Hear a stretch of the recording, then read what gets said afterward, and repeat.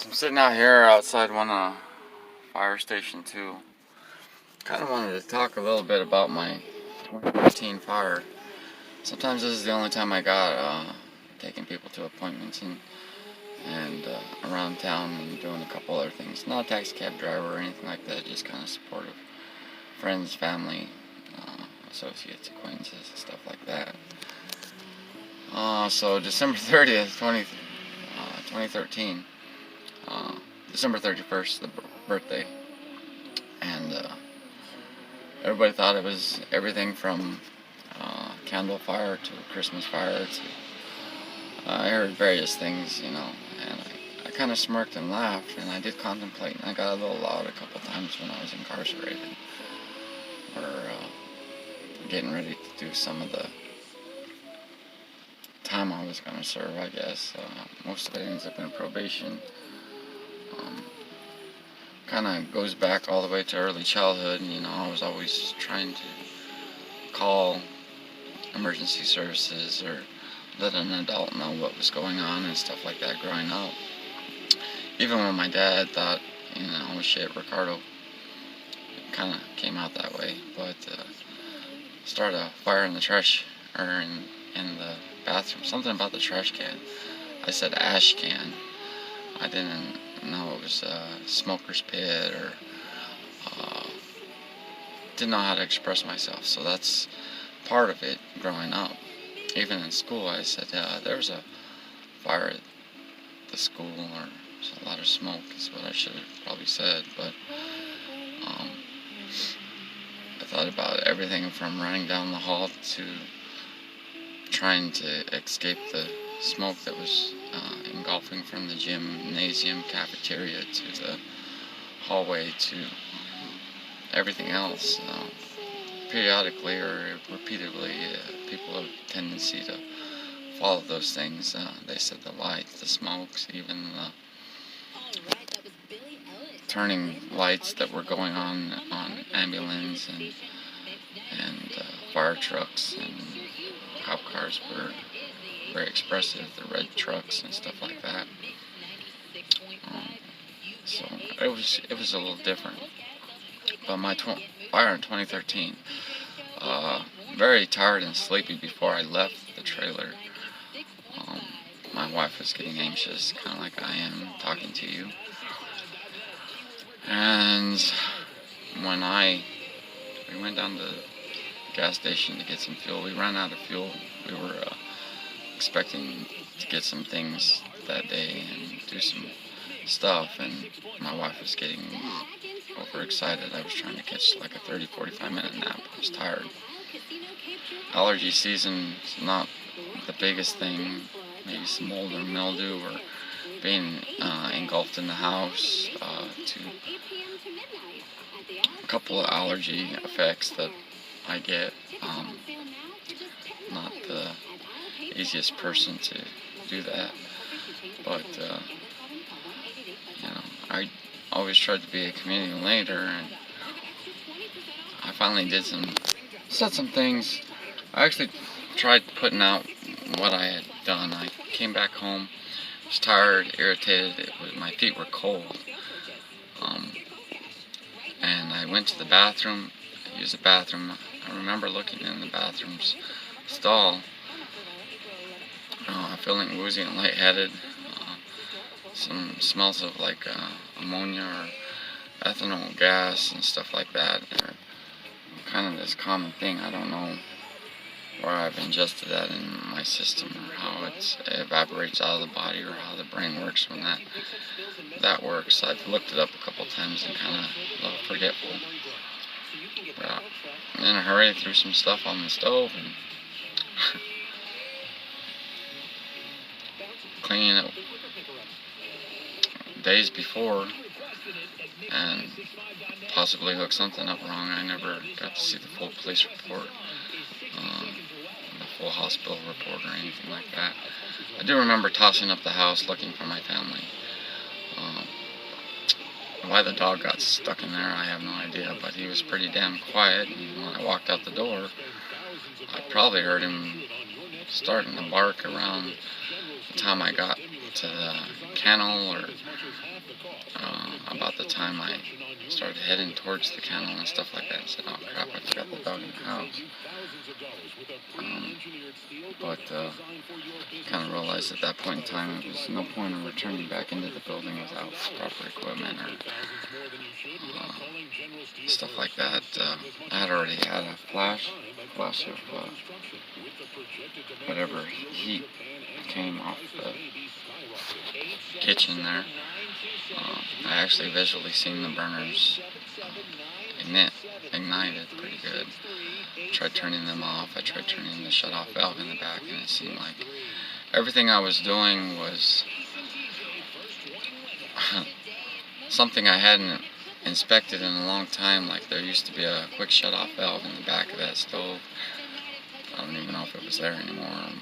I tried reaching back there. The heat off the stove was pretty intense. It could have been an oven fire too, but the burners were going at the time. Irritated, upset, I showed up. I heard many stories of this growing up.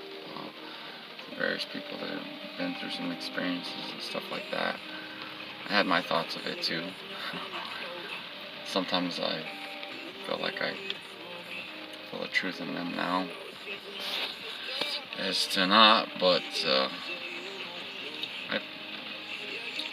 I took my charge the best I could, the best way I could stand up for it. Integrity was pretty much most of it. Integrity meaning the material or the raw material that was around. Like somebody that pleads guilty to an accidental cigarette fire or something like that, whether it be a house fire. Sometimes it was just a simple couch cushion or something like that that got the fire department called. It wasn't real big, but enough to get the fire department called. That pled guilty to one of those or something like that. It was different. Some of the people were facing stress at that time too, so I kind of, leaned back or kind of finally said, yep, kind of know how it is. I didn't like arsonists all the time either. Growing up, there were some people that were intentionally looking to burn your chicken coop down because of, I don't know if it was jealousy or something like that. Those were the people that were kind of rough to deal with. Been through a couple of those situations. I've been through a couple of situations people sat back and said, it's better left just not rebuilding things either. Just some people that had some care and facts that, that was part of ownership or something like that. Tried to recover and stuff like that too. So that's kind of my theory on a few of those things. Exhaustion's happened to me a couple times being around a couple fires. People say that arson's like, then I knew it was by accident or sheer mistake and stuff like that, but I was around it and seen it, and a lot of people that like playing with those kind of lights kind of chuckled and backed off a little bit, knowing that it was kind of touchy situations. Some instances it was dangerous situations. One person that ignited a bush on fire looking for another fire and went over there and stomped it out, not wearing the proper clothing. That's kind of my basis why I left the trailer. I even called walked down the road, talked to the convenience store. Just, it looks like the fire department's well on their way to your house, but I was so mad that I actually had that experience. I talked some trash, tried to calm myself down and stuff like that.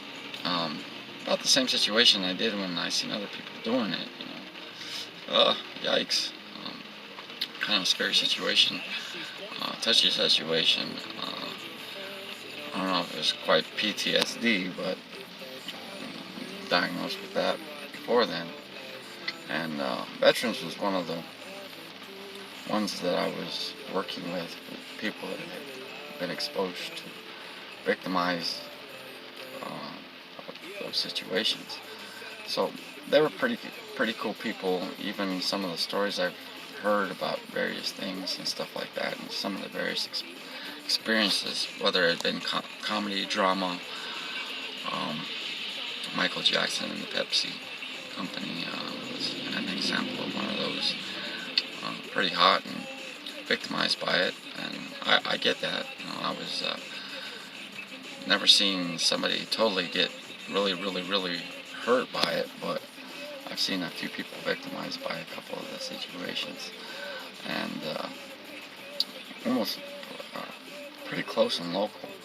But I've heard many stories and stuff like that, various places and stuff like that.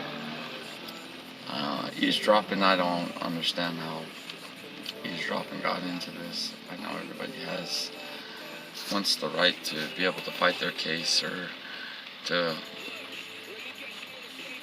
fight the outcome of what's going on. Kind of stayed neutral for a long time in some of these, but the chicken coop thing or the horse barn or the fight between neighbors, I thought it was early amongst people. I read some history on it, did some research on it a couple times too. That was the one that I was kind of looking at. And believe it or not, it was close enough in my lifetime with the vast amount of communication and the vast amount of technology and responses and things like that. So it's been a different experience.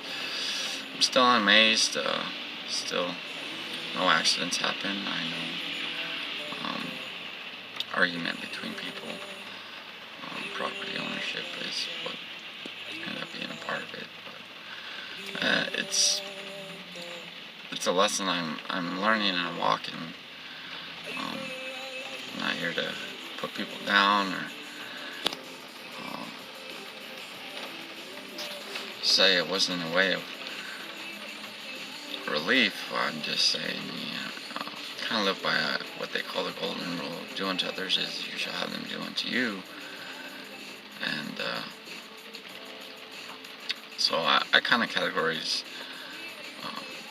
fires and stuff like that for a long time. A lot of them were by accident, and there were a couple people that did it for various things. I mean, if you look up fire history and war, fire departments, policing, you'll find various ways it's touched people's lives.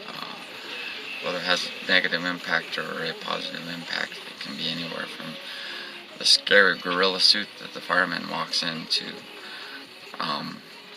being cuffed on the curb and let go, to actually telling somebody not to do it. That's the most common cause I had, was trying to get people to kind of tone it down or use responsibly. So, well, here comes Mom, and she's walking out of her appointment, and there's a car backing out, so I'm going to end it here for a little bit and get some more thoughts collected.